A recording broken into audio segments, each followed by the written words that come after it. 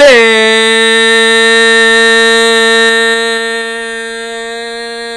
up, football fans. I am super excited. I've got Rover Sports on the channel. My chat just expanded. I don't know if there's anybody in here yet, but I think we're live. Are we live, Rover? Okay, we are live. We are live. It is midday, so you're figuring out a lot of people are going to pop in right away. But some big news, Spencer, just went down in the NFL world. Huge. Kareem Hunt is now a Cleveland Brown. I want to get... There's the sexy goat. There's JR Smooth is scripted. What's going on? Huge news. So the Browns just acquired one of the probably top, what would you say, 7 or 8 talented backs in the NFL?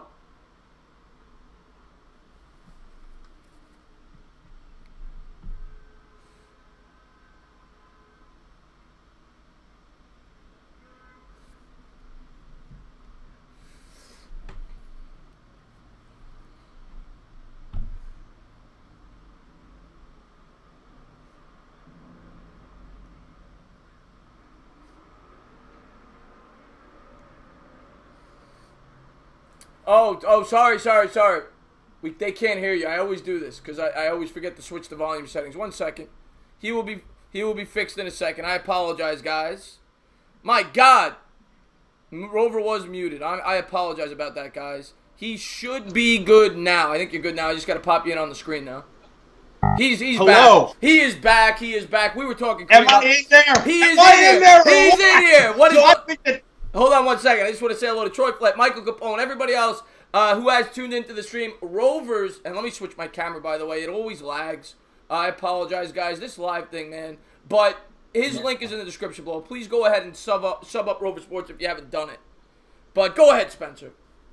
Oh, well, I think Kareem Hunt's a top 5 running back in the NFL. I look at him going to Cleveland. John Dorsey was a guy that selected him in Kansas City. And I think that this move is so exciting for this football team, for the Cleveland Browns. I think Kareem Hunt is a guy, he obviously made a mistake, and he would be the first guy to admit that to you, that he made a mistake with kicking a woman. But, you know, Joe Mixon did a lot worse. Tyreek Hill punched his pregnant girlfriend, and they're still in the NFL. This is a land of second chances, America. And I think for Cleveland, this is a heck of a move. Also, Chris, they have Nick Chubb as their running back. That's what I was going to get into. What about that 1-2 punch now? And I know that Hunt's going to be suspended probably for a little bit to start the year. But now you got Chubb, who's more of that powerful running back. Now you bring that versatility with Hunt, the speedster, the pass-catching back, guy that could break big plays. That is a dynamic offense now. You got a playmaker in Njoku at the tight end spot. You got Jarvis Landry. You got money to spend. You know, they got money. They could hit another wide receiver via free agency.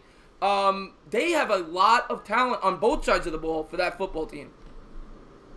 They do. And now it's funny that you mentioned the Cleveland Browns, because the Cleveland Browns, they didn't even necessarily need Kareem Hunt. Like a team like the Jacksonville Jaguars that have Leonard Fournette teetering, a team like the San Francisco 49ers. But a lot of teams like San Francisco, they had their own issues with Reuben Foster, so they were never going to sign Kareem Hunt, and that's why the 49ers are not going to sign Antonio Brown either. So this took a ton of balls to do this. You're going to have a lot of backlash from a lot of organizations and a lot of people saying, like, Kareem Hunt's a despicable human. And there's some people that will never forgive Kareem Hunt for his actions. So it took a ton of balls by John Dorsey and by the ownership group, which is the Haslam family, to make this happen. But this is a kid who grew up in Toledo, Ohio. He's an Ohio kid, and John Dorsey knows him, and he's close to home. I think it's a good move. I'm excited for Kareem Hunt's career. I've said that in my video. And if you're a Cleveland Browns fan, what's going on, Chuck Sharks, by the way, big Browns fan?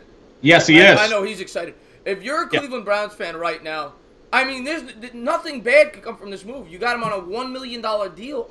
It's a 1-year deal. It's a prove-it deal. Go out there, show me what you got. And I already had the Cleveland Browns pegged to win the division before the year started. Now you add Kareem Hunt, who we were saying, when you rank him in the top 5, I probably have him more around the 7 or 8 range. But either way, he's a top 10 running back. And he's a dual threat running back in this league. He had so much to that offense.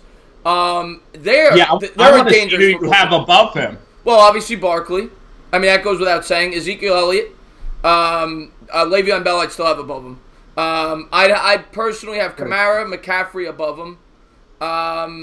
I put Kamara above him, but McCaffrey I'd put about even. So now you're Melvin Gordon possibly above him. That's a good one. That's a good. But he's in that discussion. He's in the top 8 or 9 backs for sure. Freeman, yeah. He's a top flight running back. Now the thing is for Cleveland, a lot of times when you put this whole free agent team together, like remember Vince Young with the Eagles, a lot of times it could backfire. And the reason that this could actually be a negative, I'm going to go into my cons, is because this is a huge distraction for a team that already has Hard Knocks. It's going to get so much publicity. It could be a huge distraction at the running back position.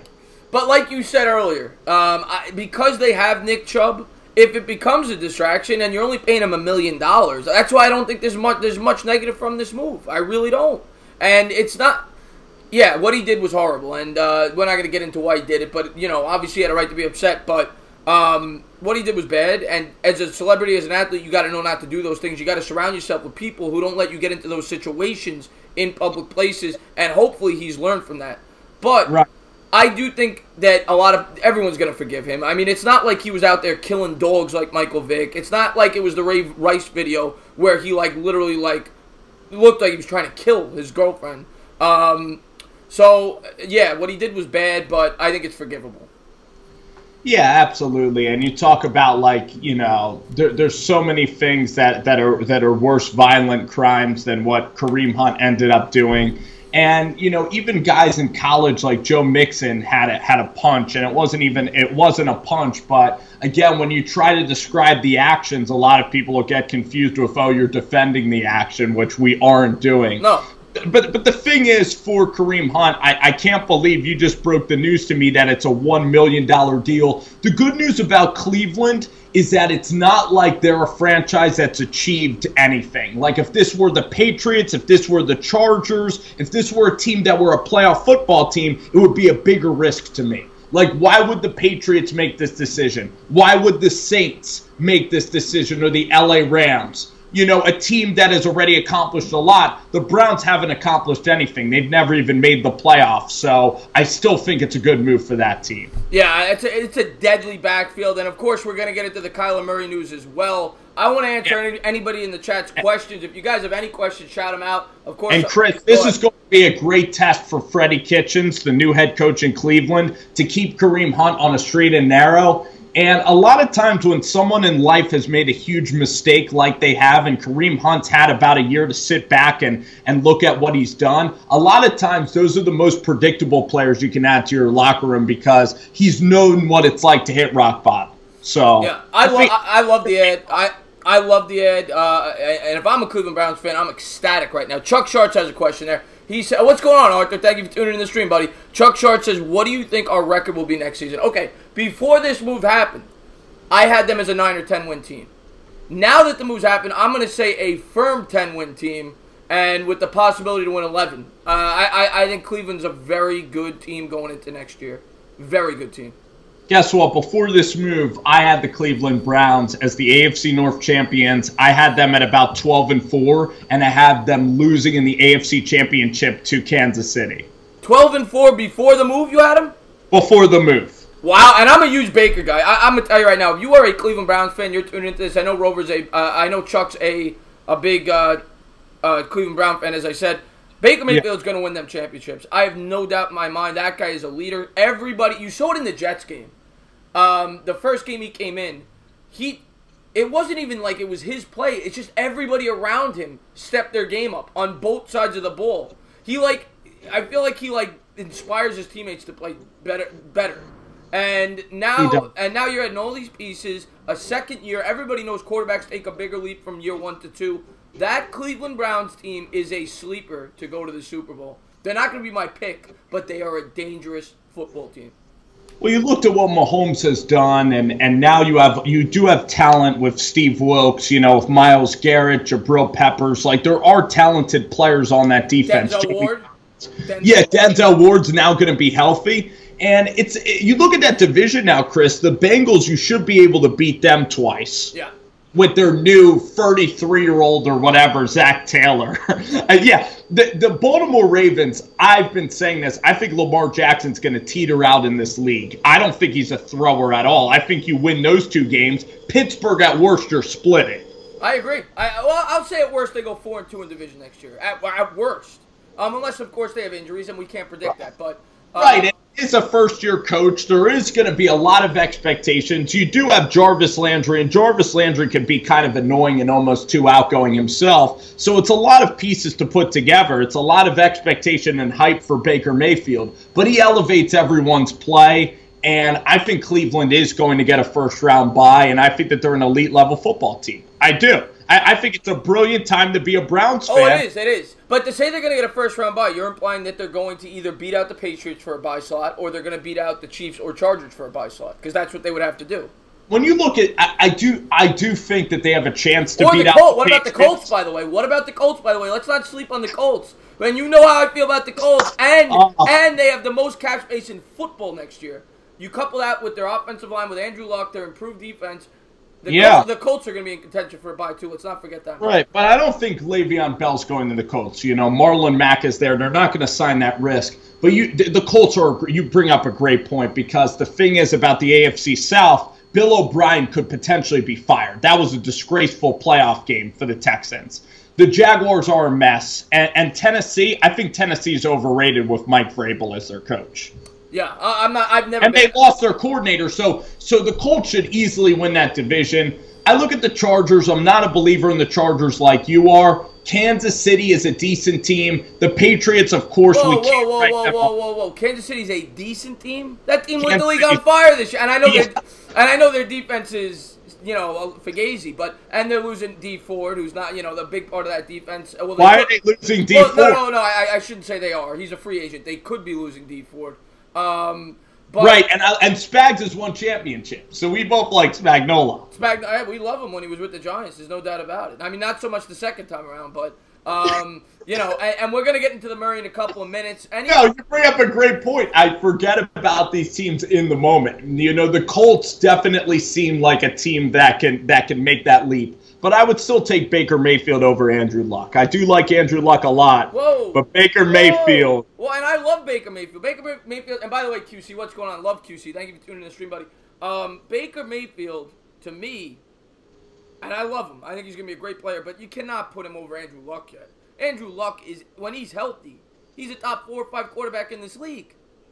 But Andrew Luck is never going to be the quarterback that he once was with his shoulder. You even saw that last year in the Kansas City game. He was great this year. He almost won the MVP award.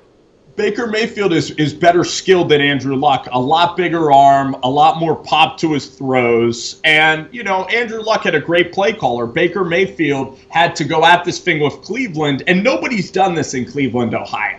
No one's taken that franchise and been the guy like Baker Mayfield has. By the way, you would have never put Mahomes over Andrew Luck last year. You can succeed in your second year in the NFL. Oh, I love Baker Mayfield. I think he's going to take a step forward next year. I just can't put him above Andrew Luck right now. I think that's crazy. We'll see. But what's going on, Goose? What's going on? MVP candidate next year. Yeah, we'll see. I do like him a lot. I do. I think the Browns made a great decision there. By the way, anybody that is just coming in, please hit that like, hit the subscribe, ring the bell. Thank you guys. Welcome to my channel. Please go in the description. Sub up the bear, Rover Sports. He's got a great channel over there. He's got a lot of hot takes. Very opinionated sports channel. You will not want to miss it. Great film reviews.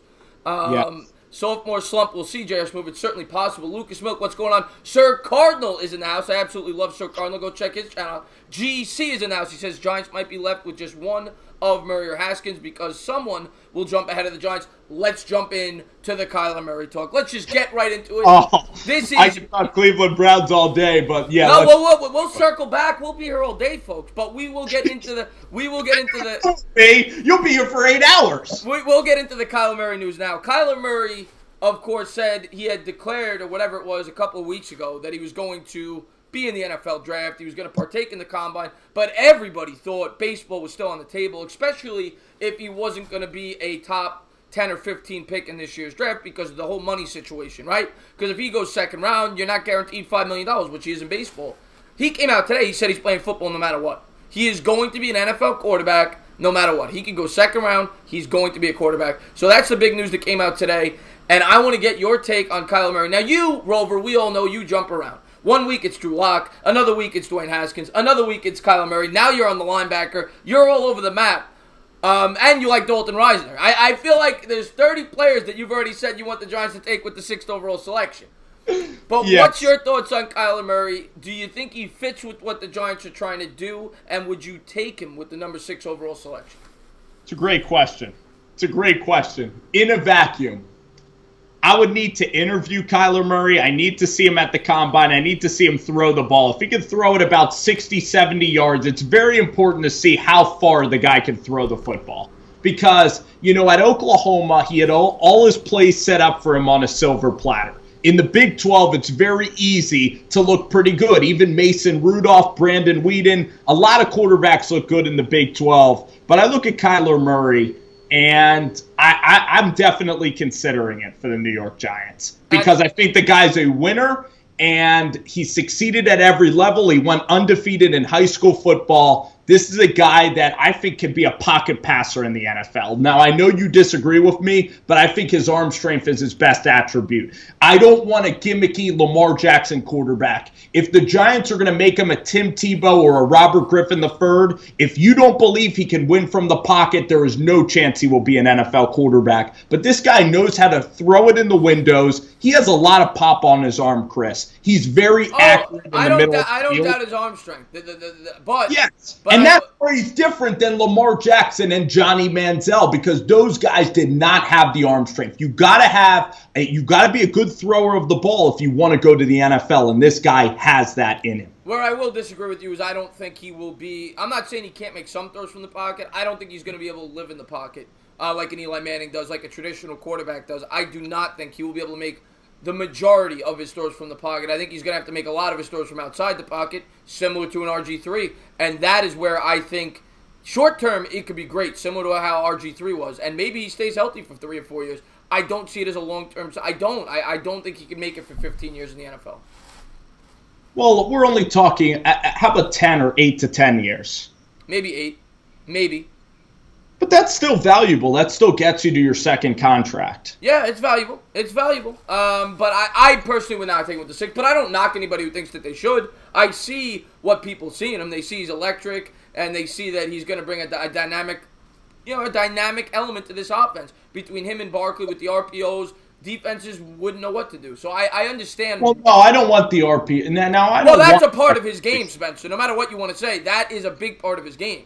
His ability to run the football. If he does not have that ability, he will not be a success. Let's put it this way: if he went to bed one night and suddenly woke up and he couldn't run a 4.340 and he could run a 4.840, he's not going to make it in the NFL. That's a big part of his game. I mean, I look at Kyler Murray, and I think he can use that to escape when necessary. But if he's banking on his running making him money, you're not going to have a successful NFL career. I'm not saying that he's going to be. If you asked Kyler Murray that question and he said he would have a 4.840, I think that Kyler Murray would still argue that he could succeed in the NFL. Oh, he might argue that, and I would say he's wrong. I don't think not as an upper echelon quarterback. Now I look at Dwayne Haskins, and I would take Murray over Haskins if those two guys were in a vacuum. Interesting stuff. I sour on Haskins because I just think he's a quiet personality, and I don't think he's a proven leader. I don't think Haskins is a proven leader like Kyler Murray. Now, you say he's a quiet personality. This guy goes on Twitter. Well, but he's on social media all the time. Oh, thank you so much, Dylan Renner. He says, Rover has been a major Locke fan, him over Kyler. Yeah, you do like Locke. You've been a Locke fan for a while. And the Bears That's and one the I've stayed Spoons firm on. That's the one I've stayed firm on. Locke still your number one? Locke would still be my number one guy if the Giants decide. Give me your top 4 right now as of today. Of course, this changes. I have my top 4. That could change in a week. That could change after the combine. And with Rover, things change every minute. But I want to get your top 4 quarterbacks right now as of this second. Chris, and I know by the end of this video, you'll have a different top 4. There's something that's bothering me. I got to get the vacuum cleaner to be more quiet. Can I do that? Yeah, go ahead. Yeah, I always have to take like one big break before I get back, because I want to give a little Ryan Seacrest, a little bit of, I want to let it simmer a little bit. All right, Spencer's going to go get a vacuum cleaner. I don't even know what the hell he's talking about, but I'm going to get to the chat. What's going on, Sleeping Angel? Stealth Raven is in the house. He's probably the new kicker, Stealth. Chuck Short says Murray would be good in my. I say he's going to be a Redskin, but I could see the Miami Dolphins as well. Sexy Go brought out the Bears and the Spoons. What's going on? Last Jedi is in the house. What's going on, Last Jedi? Connor Burke says not a proven leader. The dude led the team. Yeah, I like him. I like Haskins. Chris, tell Rover Sports I subbed to him and I smashed the like button. There you go. Thank you so much, Arthur, and thank you for subscribing to the Bear. Bobby's in the house. What's going on, Bobby? All right, so go ahead. Give me your top 4 quarterbacks right now. I have Lock number 1, Drew Lock, because Drew Lock can make every single throw. He has elite arm talent. He's a guy that will scare NFL defenses. He can throw off platform. He's 6'3". He's confident. He's a mature kid. I like Drew Lock number 1. You're a little out of breath. Did you just like run like a lap around the house? I'm a little out of shape right now. I got to go to Bad Dog Boot Camp. All right, so he's got Lock number 1. Give me. Pick up on that. Number 2. This is the bridge. Okay. I don't think any other guy after this second guy are going to be successful. Kyler Murray is number 2 on my list. Kyler Murray's number 2. A big gap. Number 3, I'd put Daniel Jones. Dwayne Haskins all the way at 4. I've soured on Haskins because he's a guy that is a sitting duck in the pocket, okay? I know that he can make a good throw to the outside, but his offense was very dumbed down. It was a lot of screen passes. He had a lot of elite talent around him. Urban Meyer schemed up Michigan perfectly, where it was all these crossing routes. He had everything handed to him. He's a young kid. He's very, very confident. He's on social media all the time. I don't want to interrupt you. I don't want to miss my super chat.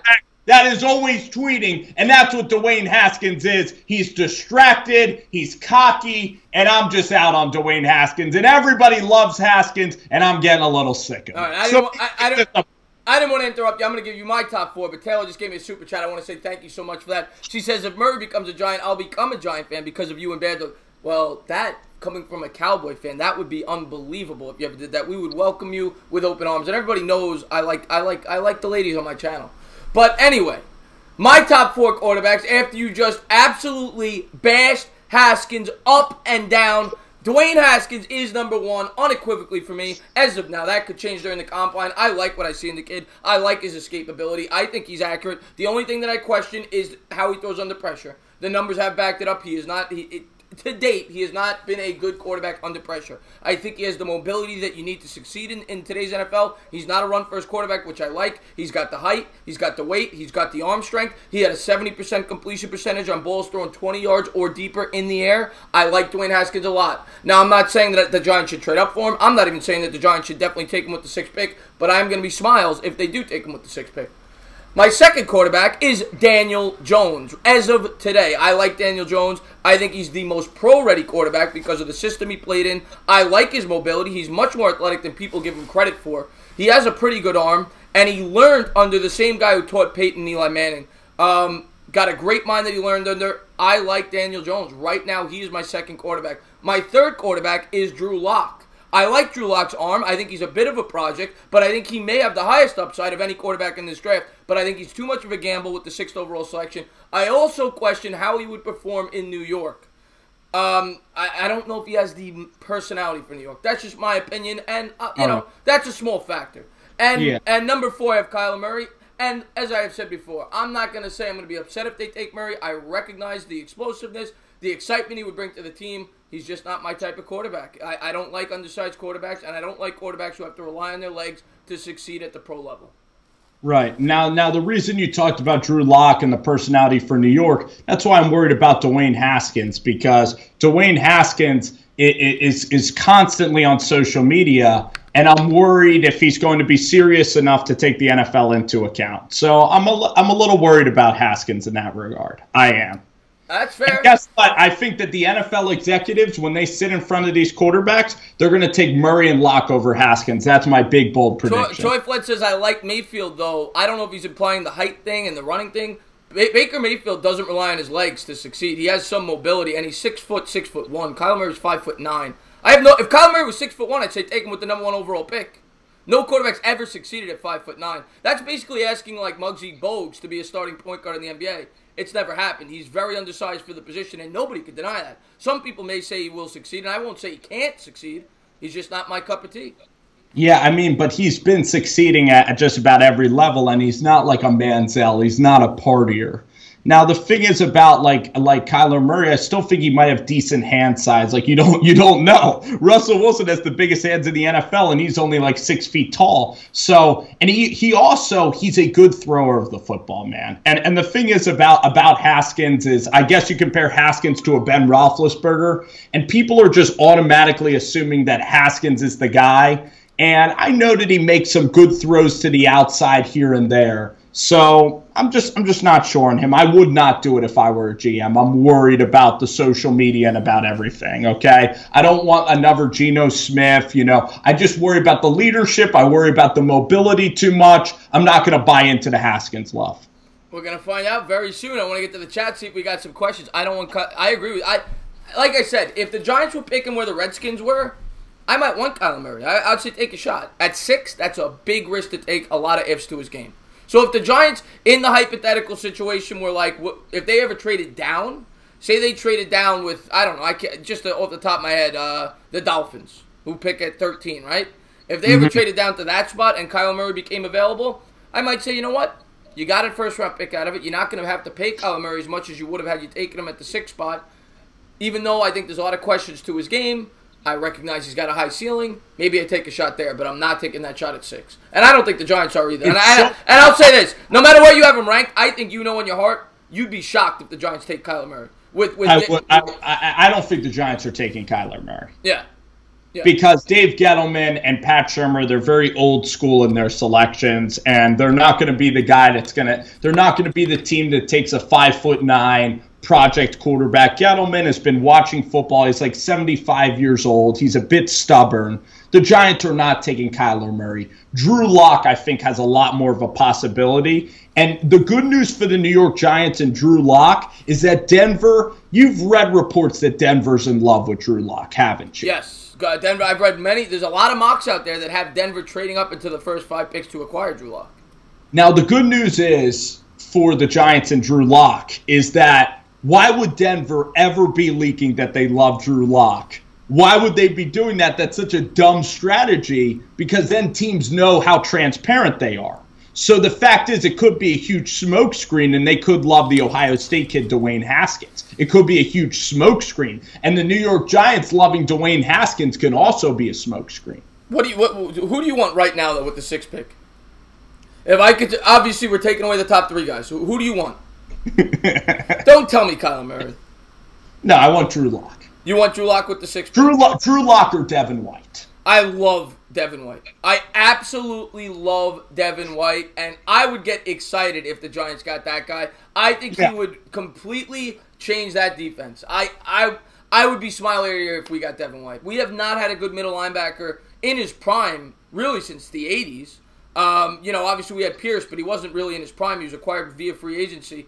And we would be able to watch this kid grow up for 10 to 15 years, being the man in the middle, the captain of this defense. His athleticism, his side-to-side ability, the way he hits, he is a special player. And get him improved last year. He doesn't care about where players traditionally go by position. If he likes a player, he's going to take him. And I would be very happy if the Giants took Devin White. I don't know if he's going to be there.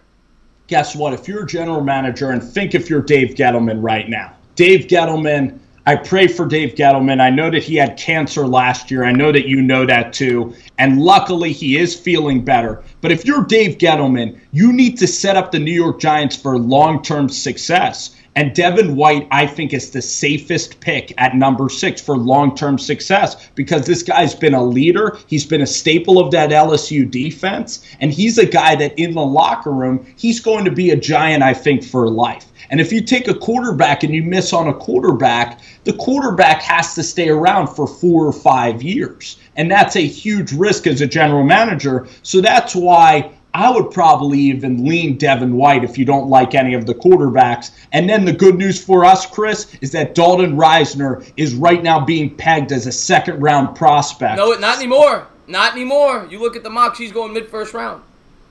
To where? To Minnesota? In my mock, I had him going 11th. He's been going way up the charts, but most teams have him in the mid. Look at all the teams that need an offensive lineman late in the draft. You said Minnesota. The Texans definitely are going to take an offensive lineman. There's 3 or 4 teams that I think are definitely taking an offense. I don't think Reisner gets out of the first round. But the good news is he's a right tackle and not a left tackle. Right. So he's not as highly coveted. You have Jawan Taylor from Florida. He's getting a lot of hype. Greg Little's getting a lot of hype. Jonah Williams. Yeah. I will see. If we could ever get Reisner in the second round, I would be smiles ear to ear. You get him, you get Hernandez, you got 2 hog mollies for the next 15 years, guys that you could build this team around. I would love it. Perfect scenario for me is either you get a quarterback if you like the guy, or you get a guy like a White with that first pick, and then you go out there and you get a hog molly like that. I'll be smiling ear to ear. That would be a perfect draft for the New York Giants. Here's the thing, Chris. If you're Dave Gettleman and you interview Haskins and you believe that Dwayne Haskins is for sure going to be the guy, like you think Dwayne Haskins is going to be the quarterback that wins you Super Bowls, and you're willing to take him with a 6 overall pick, I don't think it's that big of a deal to move up to number 3 to take Dwayne Haskins. I'm not doing that. I'm going to tell you why. In the new age NFL, to me, it's not as big of a commitment to take a quarterback with the 6th pick because it's a salary chart. Where in the past, if you took a quarterback, it would be a huge deal. Now Haskins is going to come and he's going to be making 5 his first, 6, 7, 8, whatever it is, similar to what Barkley's making, right? So it's not as big of a commitment. When you trade up, when you give away assets to future drafts, that is when you're making the huge commitment, and that is when it could be a vital mistake if you miss on that quarterback. And I don't think Haskins is worth that chance. I don't think any quarterback in this draft is worth that chance. So I would not trade up to the number. I wouldn't trade up at all. I would stay at 6, and if he's there, I would think about taking him. But then you'd be passing on like a Devin White. You'd be passing on other really, really good players. If they're there. Another guy I really... The bottom line is you don't really believe that there's a quarterback in this draft that is going to be a Hall of Fame Super Bowl winning quarterback. You're not sure about that, and that is the argument to you that we should not take a quarterback then. I don't think there's an Aaron Rodgers in this draft. No, I don't think there's a Tom Brady in this draft. I don't think there's a Peyton Manning in this draft. That doesn't mean you can't have a good quarterback. Well, then I'd say no. Then I'd say take a project kid. But okay, and I'm gonna say the same thing I said. Because you don't want to be pigeonholed to a guy that you don't think is going to be spectacular. Okay, but this is I'm gonna tell you the same thing I told you when I went on your show on the phone. It's the same thing I equate to my woman problems. I'm 33 years old. I'm single. I'm waiting around for that perfect girl, and I'm passing up good opportunities because they're not great. They're not the belle of the ball, but they're good girls. And if there's a good quarterback, maybe you should take it because you never know if you're going to get that belle of the ball. You never know if you're going to get that perfect 10 out of 10. You don't know what 2 is going to be. And you don't know if you're going to have the chance to take him. So if you like Haskins, it makes sense to take him with the 6th pick. If you like one of these guys, whoever it is, Locke, it makes sense. So you can't always wait around for that Aaron Rodgers. You can't. But guess what? Here's my argument to that. If you ask any general manager, and I've heard this from guys in the NFL, when you take a quarterback, it is like a marriage. That is literally what they say. It is like marriage. And if you take Dwayne Haskins, all the Giants fans, everybody's going to believe that Dwayne Haskins is going to be the heir. So I'd argue it's almost like an arranged marriage rather than a date, because if you go on a date, you could always get out of it in 3. You could always get out of it in 3 dates. Kyle Lauletta is a date. Dwayne Haskins in the first round is much more worried. Oh, I agree with that. Yes, and that's why, like Tua Tagovailoa, let's give up the assets for a Tua and really take our chances on a spectacular player or a Trevor Lawrence. So let's hear what the chat thinks. Chad Warden says Gokon Barkley needs to hook you up with some chicks, Chris. And the QC says some teams are married with like 2 or 3 side pieces. He's right. He's absolutely right about that. Look at Jared Goff right now. They're stuck. You're stuck with Goff, you know? Christian Hackenberg. Wait. You act like that's a bad thing. They just went to the Super Bowl, and you're saying they're stuck? Yeah, let me get stuck with Goff. Let the Giants make Super Bowl appearances. Oh, you'd love Goff, wouldn't you? If the guys won, what have they won? 23 out of the 23 games in the last 2 years in the regular season? I think it's because of Todd Gurley. Yeah, but Goff is obviously pretty good. And that defense is unbelievable. Wait till those defenders leave. Bye-bye, Jared Goff. bye-bye Jared Goff. It's one season. Cam Newton had a terrific season, and I still love Cam Newton, but it's one season. So, there's so many great chats in here. Like about the single comment, they're saying that's about Rover Sports, that ain't about the entertainer. And it's true. I could definitely use a date. You know, I'm a little bit younger than you, but I could definitely use a date. Yeah, let's go on a double date. Let's get two girls in. Oh my gosh! Oh yeah! I'm here for it. You know, speed dating. Yeah.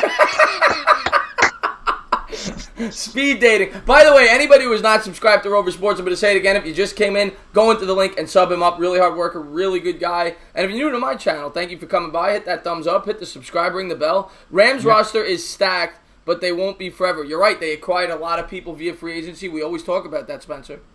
About what? The Rams, how they built up their roster via free agency. Yeah, and now we're going to have to see if they can keep it going. But, I mean, they've done an amazing job because they've stayed aggressive. They're very much like the Sixers of the NFL, the LA Rams are. Right. Done an amazing job, man. You can't argue with a Super Bowl appearance. Yeah, I mean, and they got a good young head coach over there. But, yeah, I mean, we talked a lot. We talked a lot about the Giants. We talked a lot about the running back acquisition in Kareem Hunt.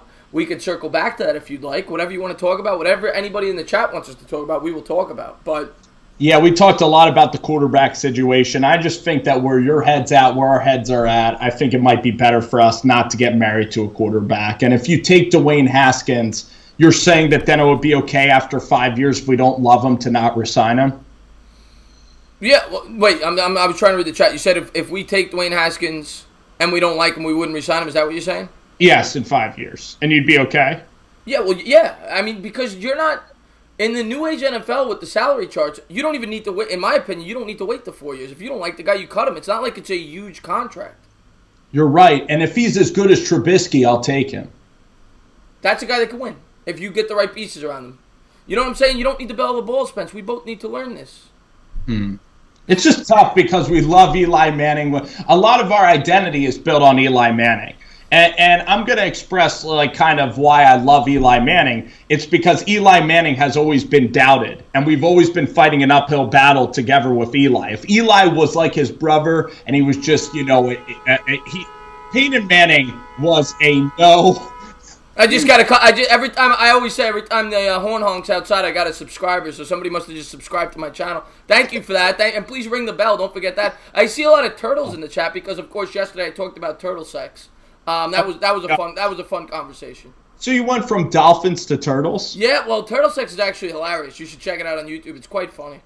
What, they're just like clamming it up? Yeah, they clam it up, and they actually make sounds like a human being. Like you would think it was two human beings going at it. Loud? They're very loud, very emotional, very passionate. Yes.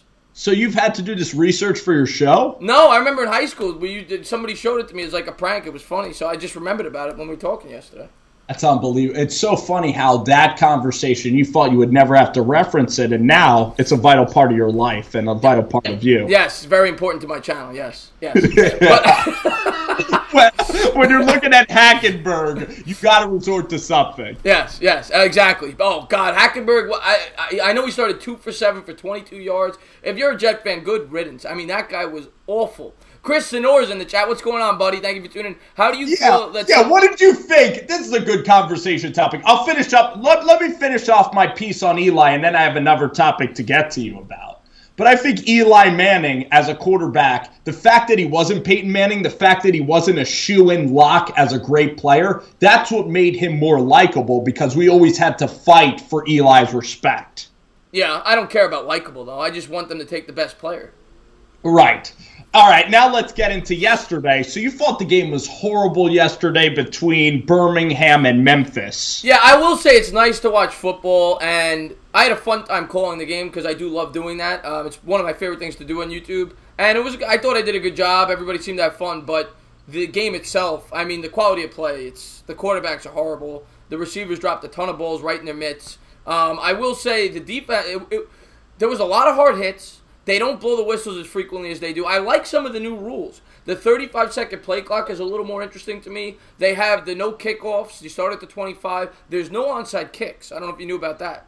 Mm-hmm. Rather than an onside kick, you could elect to go for it on 4th and 10 from your own 35-yard line, which is different.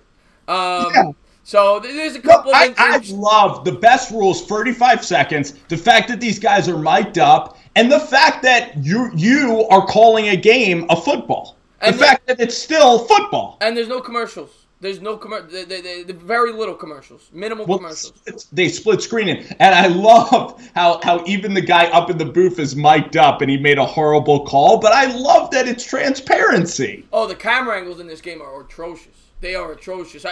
They were reviewing a play at one point, whether or not the guy caught a ball, and you're looking at the camera angle, and you're literally trying to find out what happened because it's like in the corner of the screen, the bottom corner. And I'm like, what the hell? Give me a better camera angle than this. Because I guess it's such a low budget league. No, that's right. And they're also in Legion Field, which is a very historic stadium there in Birmingham. But I thought Luis Perez played well, the quarterback of Birmingham. No, he did. He made a couple of good throws under pressure. He played well. Perez, I want to see him get to the NFL. We'll see. Go ahead. And Chris, last thing I'm going to say before you get to the chat, the way to make this league even more exciting is if we could somehow get some collegiate players with possibility of getting to the NFL. That's what's going to drive this league, if there's future potential NFL players, because all these defensive linemen, unfortunately, they're not going to be starting in the NFL. Almost like a farm league for baseball, yeah. And Jose Reyes actually brings up a really good suggestion. I was actually thinking about doing this. He asked me if I thought about changing it from a sports channel to an aquatic animal sex expert channel. I have thought about that. I've slept on it, and I'll let you guys know shortly. What's going on, Gustavo? Thank you for tuning into the stream. And Art that says, Chris, tell Rover Sports I subbed to him. I think I already did tell him, but give him a thank you.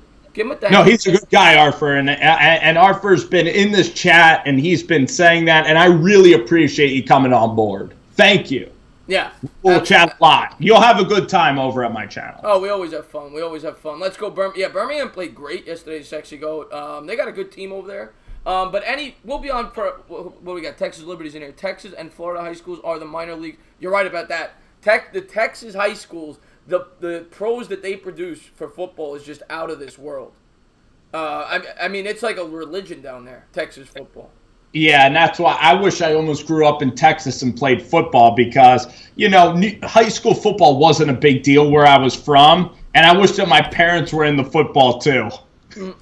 Like my mom will never go to a Sixers NBA game. Even if I have a ticket for her, she'll never go. But I know kids' parents that live in Texas, that live in rural Pennsylvania. Even if their kid is not even playing on the high school football team, they'll still go. It's unbelievable. They're just that passionate. They're just my mom wouldn't even go to see me play football. She just hates sports. And Nations brings up a point. I did know that. Did you? That there's a good possibility this year that the Giants could be on Hard Knocks because of all the...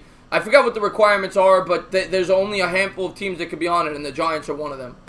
And I don't know if I like that because Odell Beckham, I mean, could you imagine him on Hard Knocks? The distraction with the cameras and the nonsense and all that? Oh, my God. If you put Odell Beckham on there... well, first off, do the Giants have to sign off on it? Because there's no way that Shermer and Gettleman want that. I think that they could be potentially forced into doing it. It's something that the Giants would never do, but I think it'll be the most boring Hard Knocks ever with Pat Shermer. Yeah, stale Pat. Thinking about this, I would love it because I would love to just see the inside of our organization. It would be cool as a Giants fan to watch, but I think it's the distraction that the Giants don't need. I think it's going to help out Odell Beckham, though. It'll help out Haskins because you have an opportunity to put yourself in a good light on Hard Knocks. Yeah, we'll see. Just trying to get to the chat here. I hope it happens. That'll be fun. I don't. I think it's a distraction we don't need. Without a sack master, the Giants will not win another. I agree with that, Stephen Lilly. I mean, that's a big part of winning football games. You have to be able to close out games with an outside pass rusher, whether it be an OLB, whether it be a DN, somebody that can get after the quarterback. I mean, you look at pretty much any team that ever wins. You need to be able to get pressure on that quarterback to win Super Bowls. I think we're about 2 or 3 years away from getting deep into the playoffs. Yeah, it depends what they do this year in the draft. I will say this, and I've said it for weeks now, their best chance for 1 year, and I'm not necessarily saying this is the right move, because I think the Giants need to start thinking about their future, but for next year, their best chance is to have Eli Manning under center. He's familiar with the league. He knows the plays. He's played with all these players. He knows how to read coverages. You're asking a guy, if you bring in a Haskins, or whoever, any inexperienced quarterback, it's going to take them time. People forget Baker Mayfield was a senior. He was very experienced. The other guys in last year's draft, they struggled. They all struggled. Rosen, Allen, Darnold, they all struggled last year. So it's up and down. It's very rare that a quarterback is very consistent their rookie year. So if you're thinking about competing for next season, and that is why a guy like Haskins and keeping Eli, or a guy like whoever, Murray, whoever, makes sense. You put him behind Eli, but it also is not going to help your team for this year because Eli's still the quarterback. So if you're thinking about this year competing for a Super Bowl, Devin White is a much smarter decision than a quarterback. Right, because then your linebackers are better. Now, this is what's going to need to happen for the Giants to get into the playoffs. Sam Beal is he's one of the most important members of the team. Thank you, QC. Yeah, Sam Beal's huge. Sam Beal is huge. Olivier Vernon needs to have a resurgence. He needs to have a renaissance where he goes to get 10 sacks on the quarterback next year. You bring up Sam Beal. I just wanted to tell you this because I was starting my video before all this big news came out, and I'm probably not going to be able to film it today. I was going to do a video on the free agent secondary players that the New York Giants could potentially target. Yeah. The cornerback market is so thin. I mean, you look at the cornerback. First off, all the top cornerbacks right now are slot corners. Ronald Darby, Denard, Bryce Callahan, Pierre Desir, Jason McCourty, but he's more of he's going to cost you money, and he's 30 years old. How about Joseph? Kareem Jackson. Kareem Jackson from the Texans. From the Texans, yeah. I actually like Jackson. But listen to the safeties. The safeties might be the best position on the free agent market this year. Earl Thomas, the Honey Badger, Tyrann Mathieu, whatever you pronounce it, LaMarcus Joyner, Landon Collins, who I think we will franchise, Eric Reed, who I think just signed actually, Trey Boston, Clinton Dix, Kenny Vaccaro. There's a lot of big names at the safety position. Now, Vaccaro was kind of a disappointment. He was out of Texas. He was a first-round pick. He went to New Orleans. Yeah. The guy that I like on that list, number one for me, will be Joyner, actually. Really? Why? Based on what? Because I look at Joyner, he's a hard hitter, and Earl Thomas, to me, in Seattle, I don't know if his best years are past him. He's kind of getting older, Earl Thomas. I wouldn't want to make a huge commitment to him, but if Earl Thomas would sign him for about a 3-year contract, I would do it. I still think he's good. I think Joyner could possibly be here for a 7-year period. I agree. If you're thinking long-term, Joyner might be the better option. Also, the Honey Badger is not in good as coverage as you think. I think that a lot of times the Honey Badger, Tyrann Mathieu, I think he's more of a name than he is substance. So he's very similar to Collins. He's a big play safety that sometimes gets lost in coverage. Now, Capizzle brought this up, moving Landon to a linebacker position and putting on some weight. That's a possibility. Collins playing linebacker? Yeah. Yeah, a lot of people have talked about that. Maybe. I think they're going to franchise him. I think they're going to bring him back on that $11 million franchise tag. I really do. Yeah. Landon Collins. Yeah, but we'll see. But that's what I think. Let's see what we got here. Sperm Cell says, I just finished school and I'm driving home. What the hell are you doing home? I don't work Mondays. I'm off Sundays and Mondays. Mondays are my day off. I don't know what Rover's doing home. Sperm's still in school? Yeah, he's still in school. That is awesome. Yeah. Well, I just have to pump out a few videos today. The Kareem Hunt news, I think that it's absolutely outstanding for the NFL. And I did have a little bit of doubt that this guy would get another opportunity. And I think it's huge that actually gets an opportunity right now instead of waiting like 2 years. Because then the more time elapses, the more nervous people are going to get. Yeah. No, I agree with you. And I just want to answer a question there from Brian B. Gaming. We'll do that real quick. What are your takes on the Jets offseason? It's going to be a very exciting offseason for the Jets. They have a lot of cap space. They're picking third in the draft. So, I mean, obviously don't have a second-round pick because of the trade last year. But you have an early first-round pick. I think they have the second or third most cap space in the sport. And there's some big names out there for you guys to acquire. Unfortunately, they really need a upper echelon wide receiver. And for the Jets, they're not going to be able to get one this year because they're picking third in the draft. There's no receivers worth taking there. You don't have a second-round pick. And free agency, the biggest name is Golden Tate, and I don't think he's a game changer at the wide receiver position. So I still think that will be a hole for the Jets going forward. So now, the thing that I'm interested about for the New York Jets is if Josh Allen can play in the scheme of Greg Williams. If he can be a defensive end and not a linebacker. Well, let me ask you this. If you're the Jets at the number 3 spot, and let's say Bosa and Williams are off, because I think if either one of them are there, the Jets are jumping for joy. They're saying we're taking this guy. But if they're both gone, do you take Allen or do you trade down? Do you go to the Giants and say you want a quarterback? You go to the Jaguars and say you want a quarterback, or do you take Josh Allen?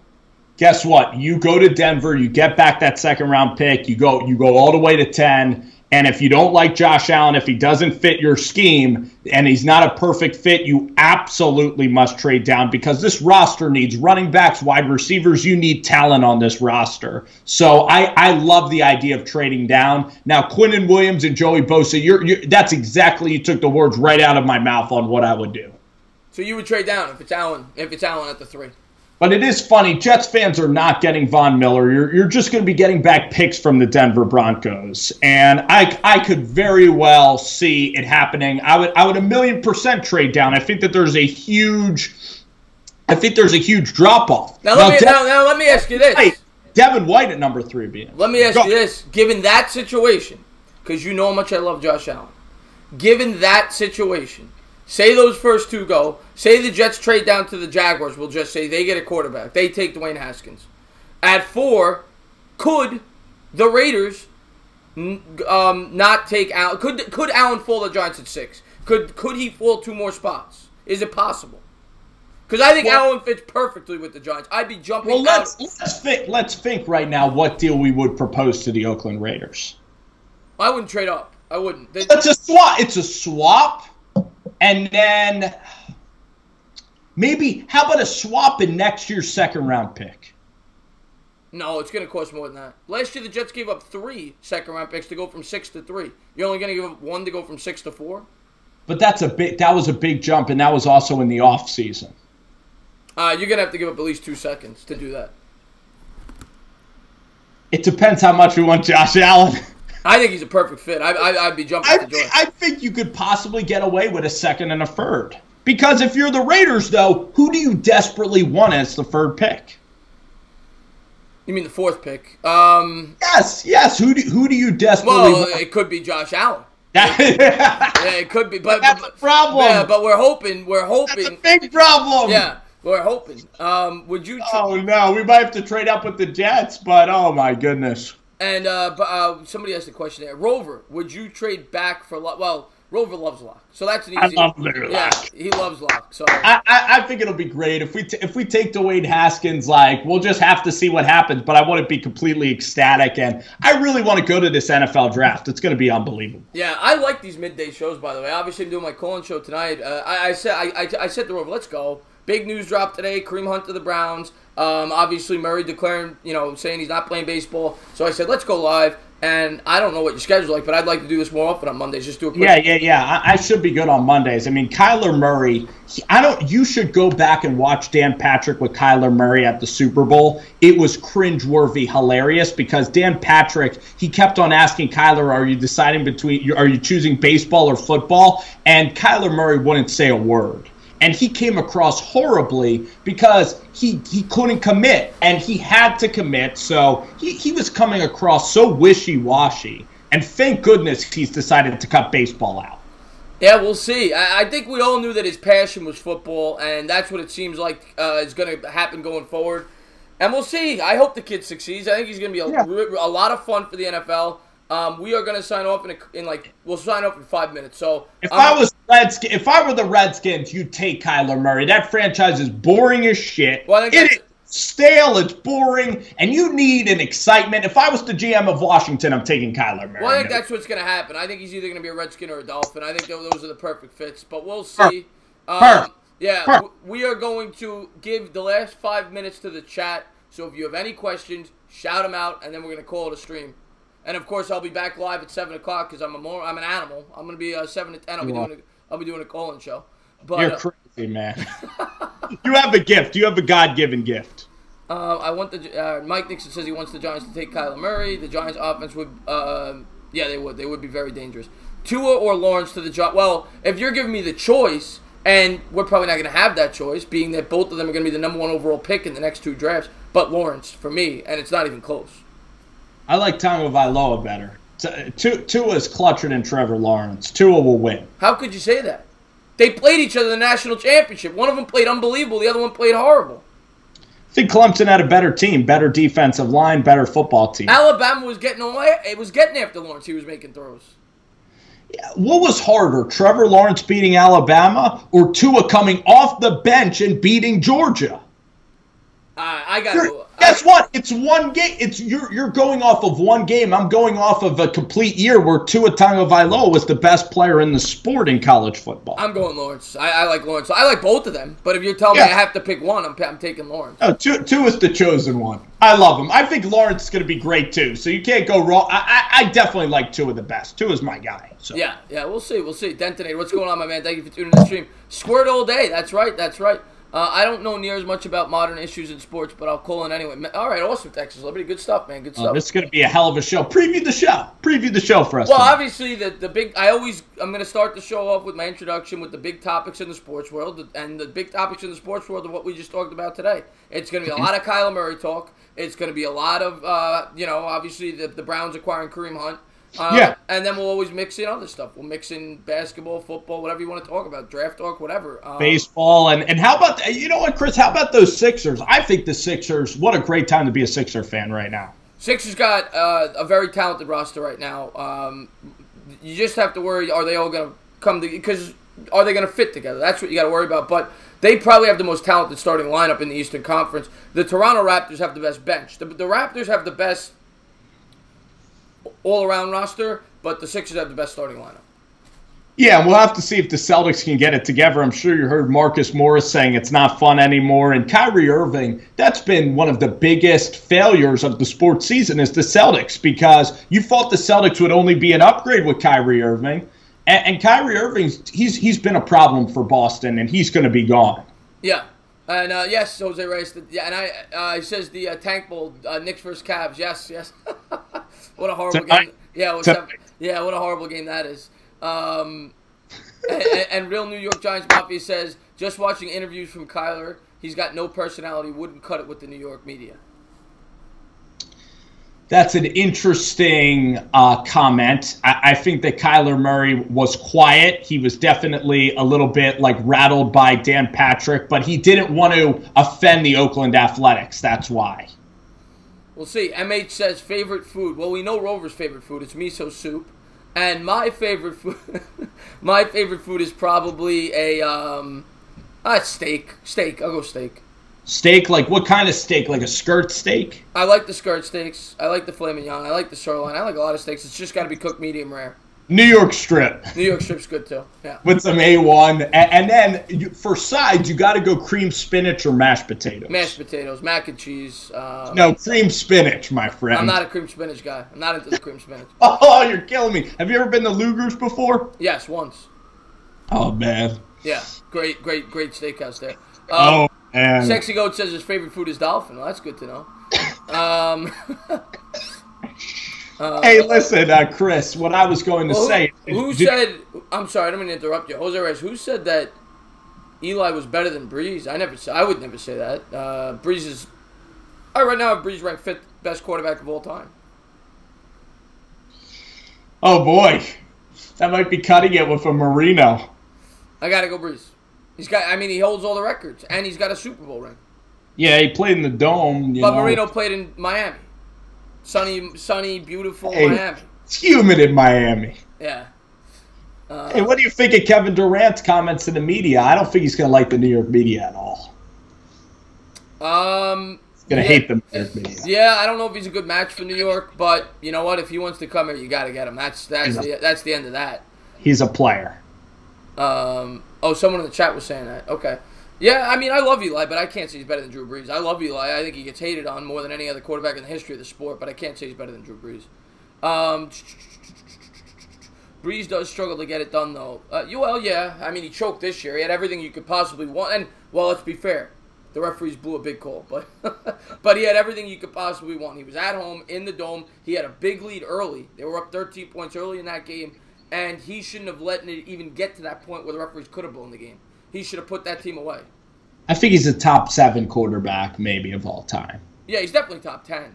Because the problem is with Brees, he hasn't even gotten to another Super Bowl. And there's at the end of the day, Rodgers will leap over Drew Brees. Rodgers is the most talented quarterback I've ever seen.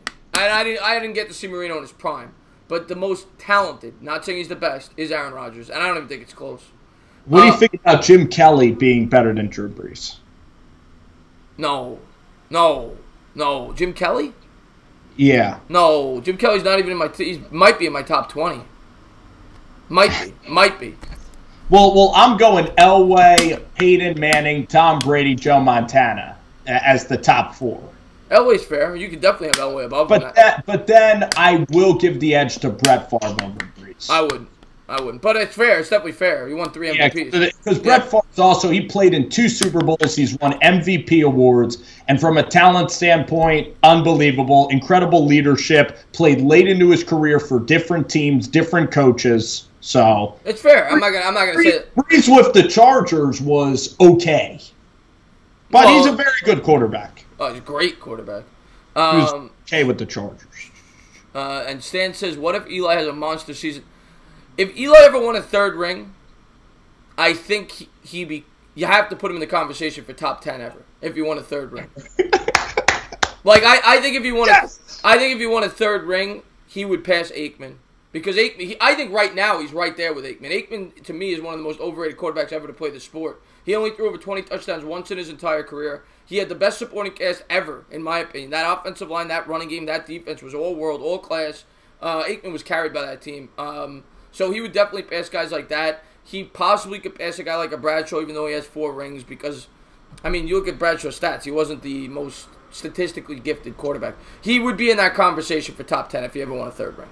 And do you have Steve Young above Eli right now? Yeah, Steve Young's firmly in my top 10. Firmly in my top 10. Eli can't pass Steve Young. Well, then you go to the Unitises and all these guys. Yeah. Staubach. Yeah. But we'll see. And Sexy Goat says Romo's better than Aikman. I agree. No. In terms of a talent, I can't say he's better because Aikman won 3 Super Bowls. But right. I don't think Aikman was that special. I just think he had a perfect situation. I think he was good. Mm-hmm. I didn't watch Aikman as much as you did. I think he was good. But he had a great situation. Eli or Roethlisberger, I got to go Roethlisberger. I hate to say that, but Roethlisberger's had more longevity to his career.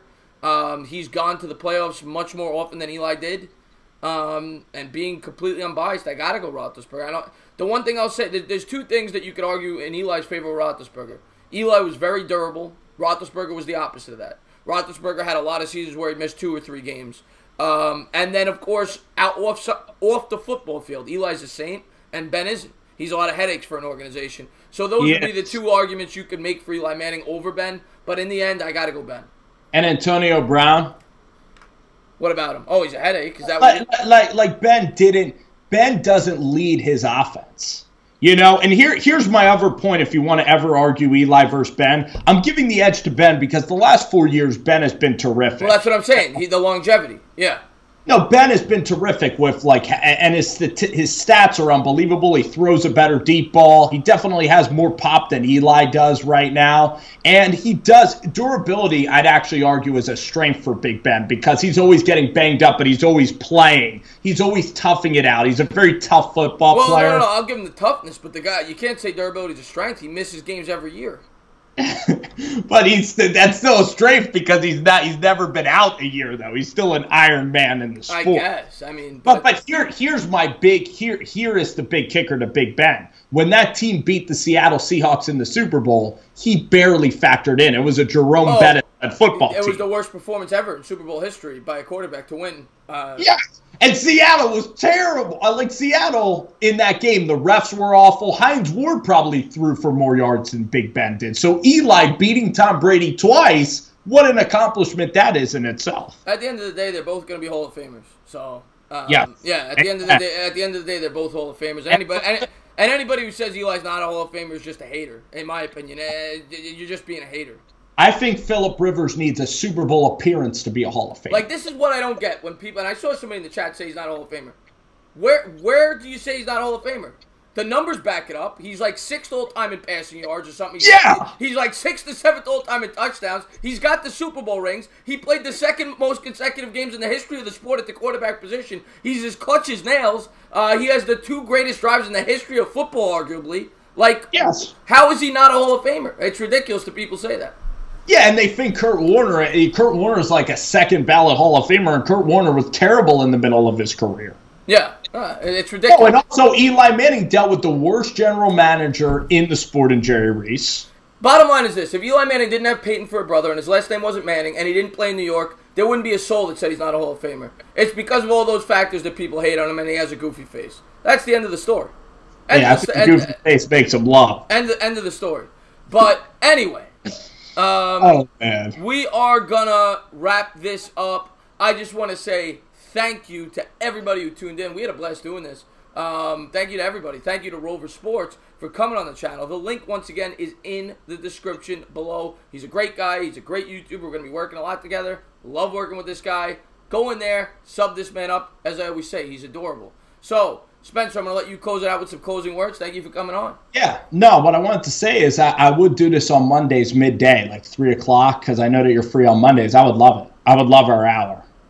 Yeah. I'm the entertainer talking sports, and the channel's so good. The mock draft is a very interesting mock. I'm going to have to critique it myself later on today. But hey, Kareem Hunt, huge news in the NFL today. I love that Alliance Football is back, and thank you so much for having me on it. I really appreciate it. You got it, Rover. Anytime, man. Thank you for tuning in. All right, guys, have a good. I'll see you guys in 2 hours and 13 minutes.